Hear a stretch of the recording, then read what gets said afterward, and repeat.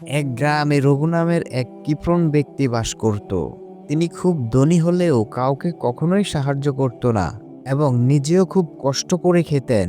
গ্রামের সবাই তাকে নিয়ে হাসাহাসি করত, কিন্তু রঘু তাতে কর্ণপাত করত না। একদিন রঘুর বাড়িতে এক অতিথি এলেন। তিনি ছিলেন সাধু, যিনি আশ্রমের জন্য দান সংগ্রহ করতেন।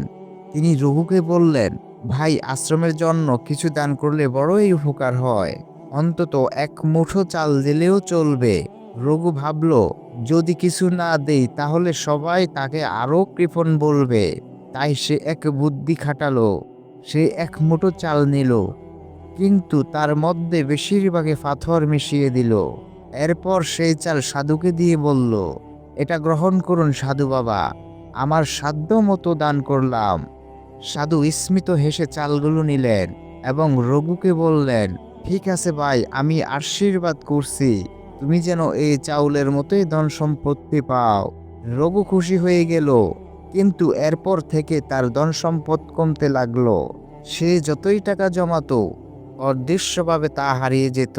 কিছুদিনের মধ্যে সে এতটাই গরিব হয়ে গেল যে এক মুঠো চাল কেনার সামর্থ্য তার থাকলো না। তখন সে বুঝলো, কৃপণতা করে চালাকি করতে গিয়ে সে নিজেই বিপদে পড়েছে।